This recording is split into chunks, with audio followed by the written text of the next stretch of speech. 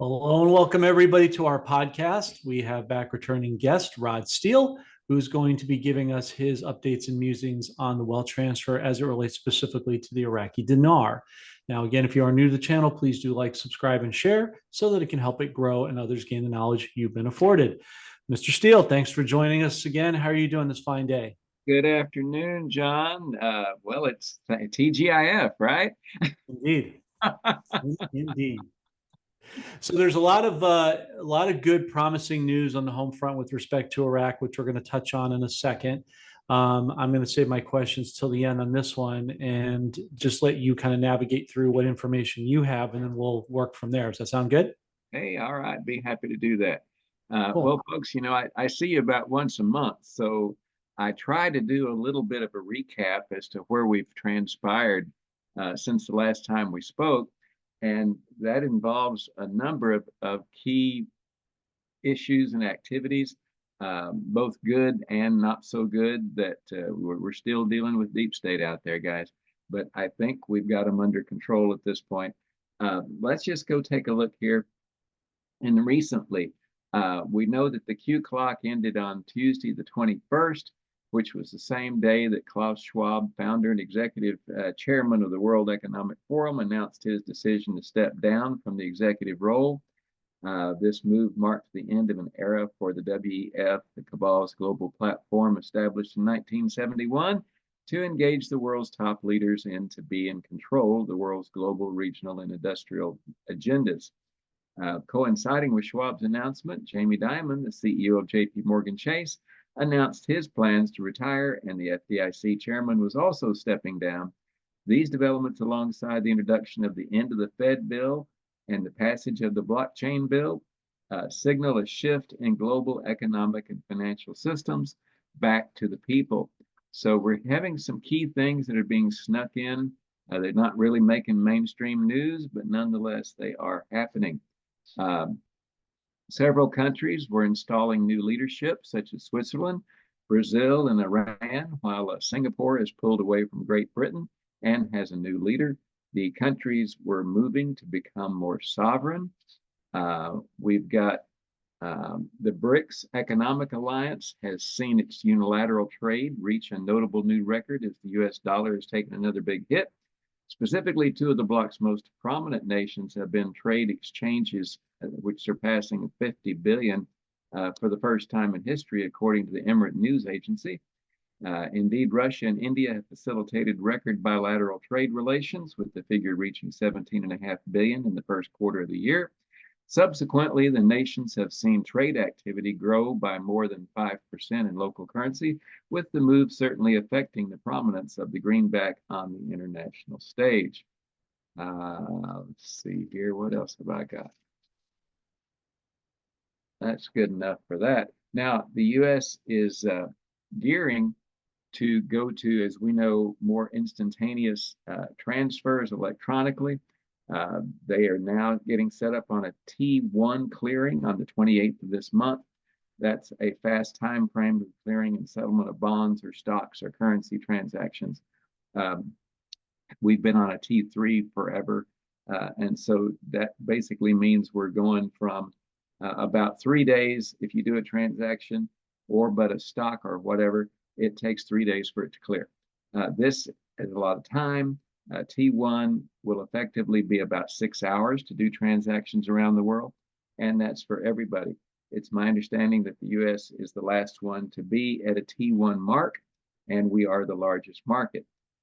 Canada does not have a holiday like we do on Memorial Day, so they're actually going on the 27th. And of course, we know at the QFS, it's already mirroring SWIFT, and they're actually doing transactions in seconds.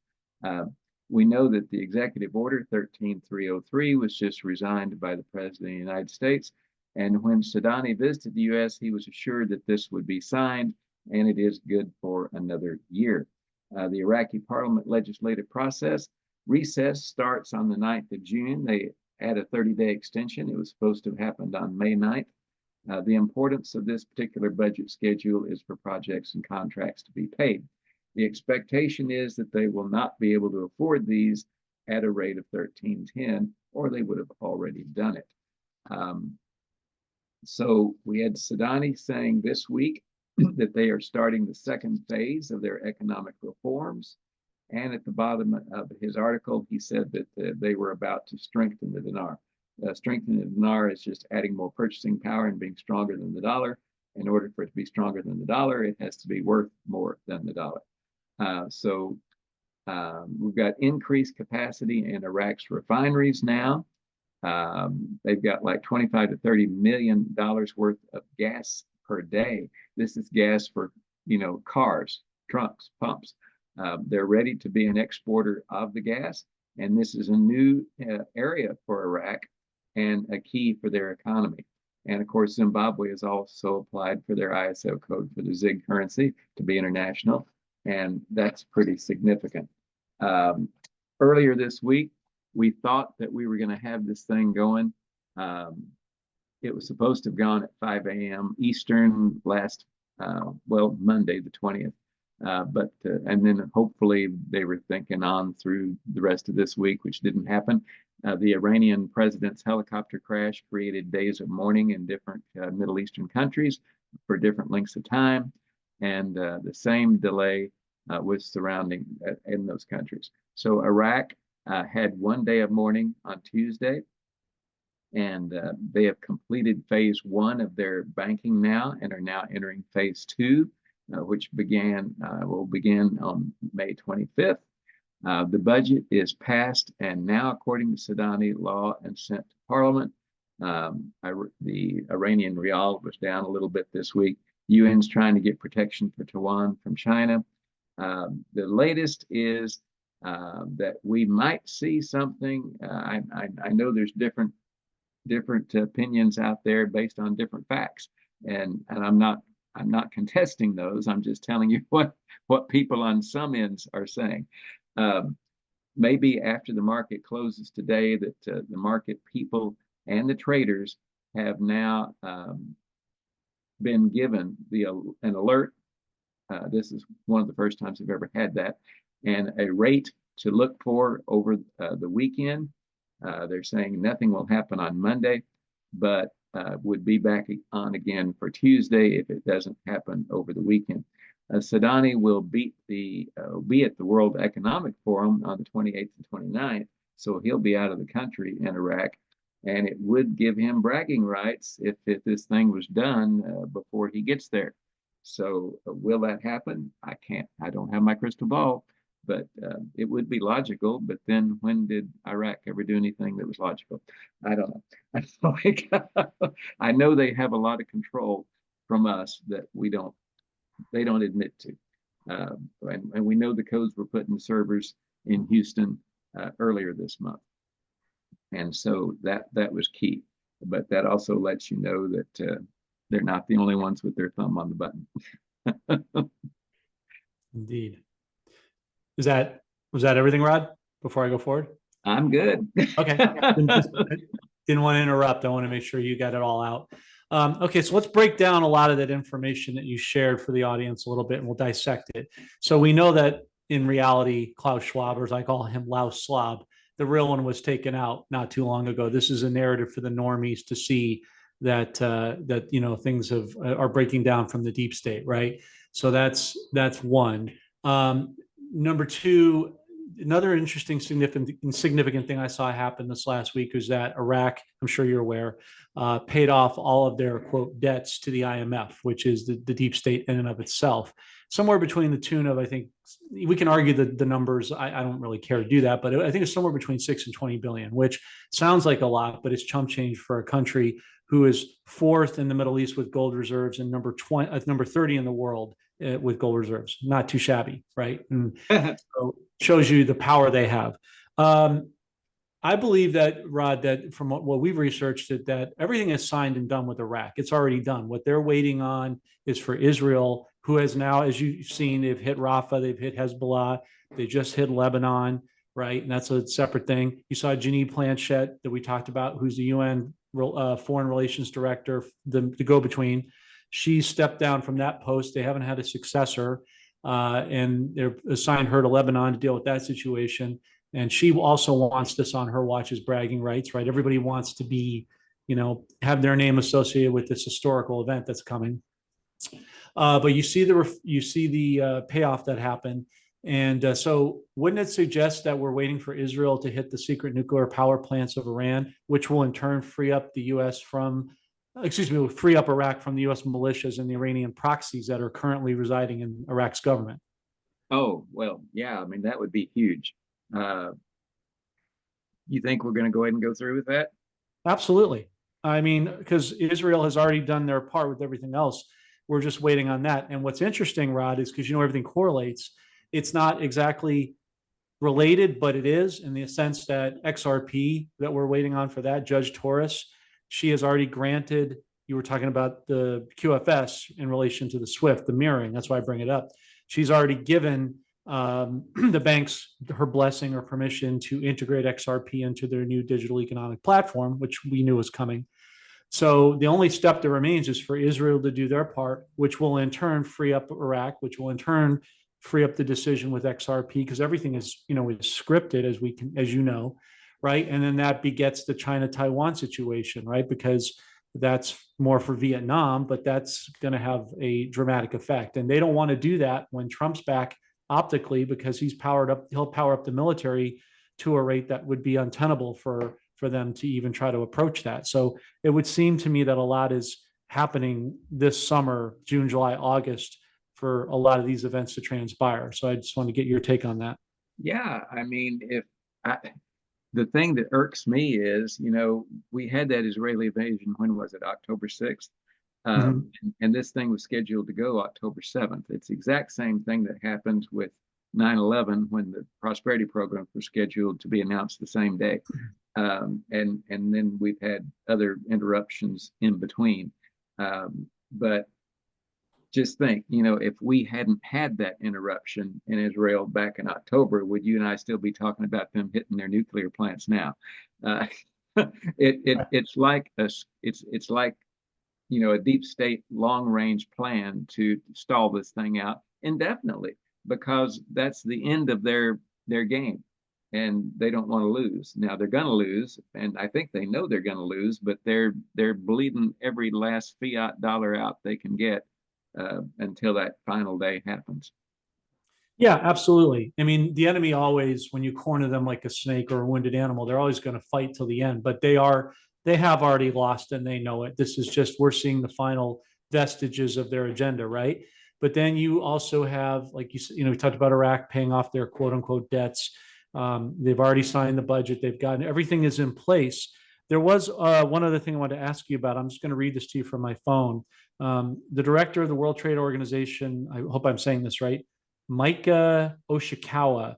She made a social media post yesterday that can be found on X. I know you're on X and Instagram, which stated that Iraq was progressing to ascending towards the WTO in July.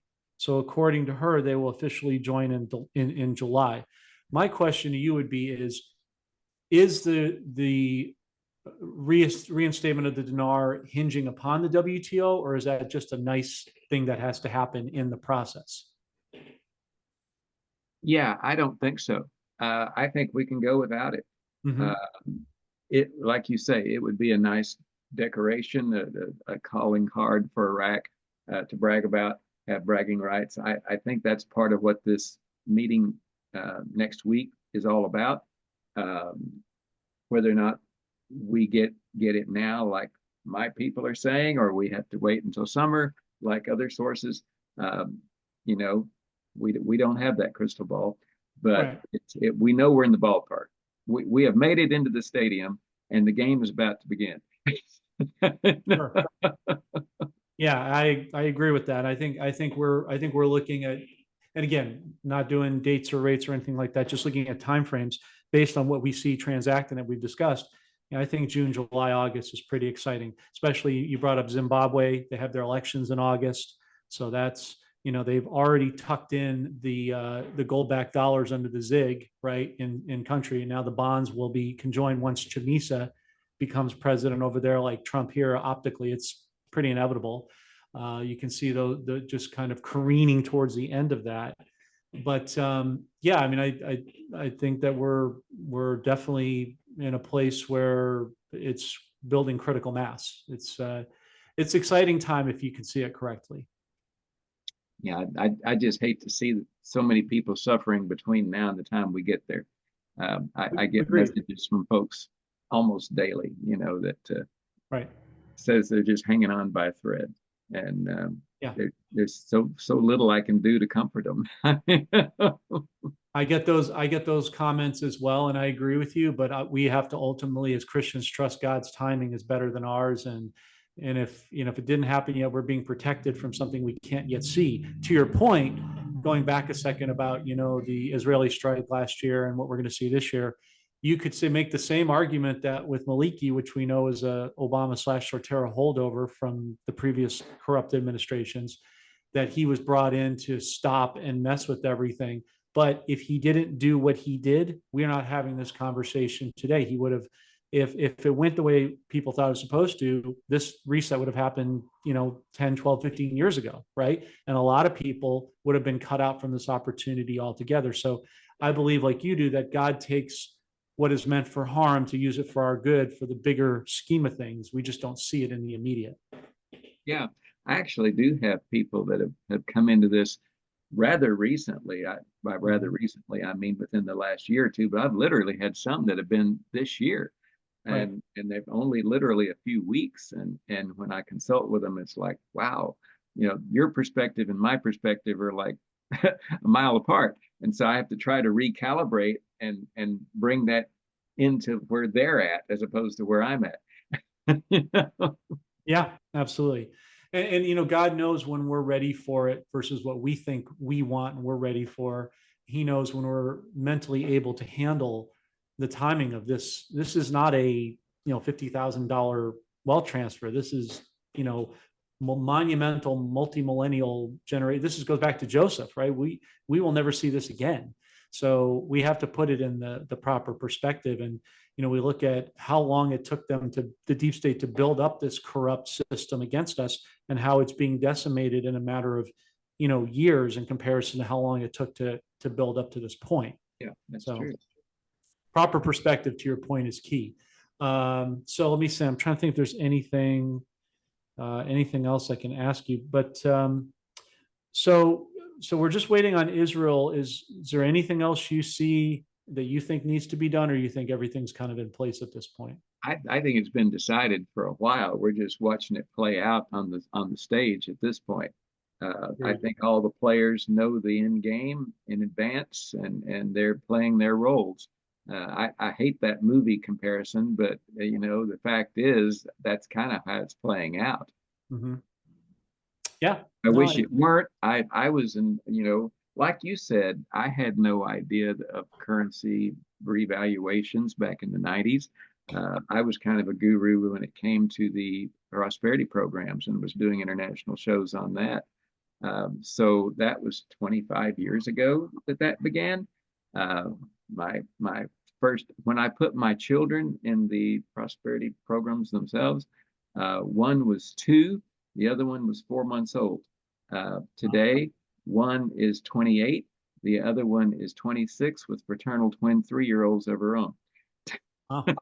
So that's how much time has passed since we've gotten started on this. But now you get to help. Now you get to help not only your children but your grandchildren, and leaving that legacy for them. So there's a whole. Well, Rod, thanks again for joining us. We appreciate it. Any last words you have for the audience, and where can people find your work? Yeah, I stay hidden out over on X, which was Twitter for those that haven't quite made the transition. The address is just Patriot Rod Steel, Steel, no E on the end. Don't get mixed up with clones, pictures, and headers and banners that look exactly like mine and even have my same articles on them. They are there to divert you. And I have had that happen, sadly, a couple of times with people who thought they were doing business with me and were actually just giving it to some nefarious person. But the point of the matter is, we are going full steam ahead with our consultations regarding these redemption appointments. Um, it's a fantastic 30 to 40 minutes we spend. I've actually had people come to me that said that they were involved with other people they had, contributed to, and they got 10 times the information from me that they got from them, and they paid them more than they did me. And so we cover every aspect of being prepared for the banking appointment in advance, what to have in hand when you go, what to negotiate, how to negotiate each and every step of each and every currency. We go through every detail of what to ask the bank for as guarding accounts, and what kind of rates to ask for, investments within those options, and future opportunities after the fact that I will connect people with. So please go there.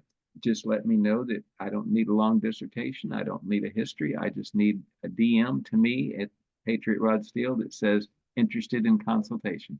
That's all I want.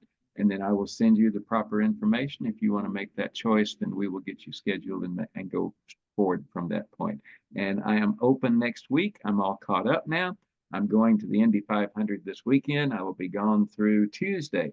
So I won't be able to schedule any appointments until probably late Wednesday afternoon and the rest of the week. But go ahead and get started on that, and I will respond to that and get back to you, and we'll get rolling on this hopefully before you need it. Great. Thanks, Rod. And is there any other place that they can reach you? Because sometimes I have people text me that they have a hard time getting a hold of you, or they've had a delay. If they've had a delay, it's because either there were hidden pages that I didn't see of people trying that I didn't know I was supposed to be responding to, or I'm just behind. I am one person, and I've dealt with, a few hundred of you guys. So please bear with me. There's a few hundred of you, and there's one of me. I do the best I can, and but I said I'm caught up now, so we should be all right. Cool. Just wanted to clarify that. Thank you. And folks, again, if you are looking to get currencies like the dinar, we have a good vendor that we work with, and we'll leave that link in the description as things are building up to the tempest for the landing that's coming in here that we've all been anticipating. Rod Steele, thanks for joining us. We look forward to seeing you again soon, and have a somber and blessed Memorial Day holiday. Thank you so much, and I'm actually going to be in the owner's suite at turn one at the Indy 500 this weekend. One of our wonderful listeners was kind enough to make that opportunity available to me. So grateful to all the wonderful people we have out there in Dinar land.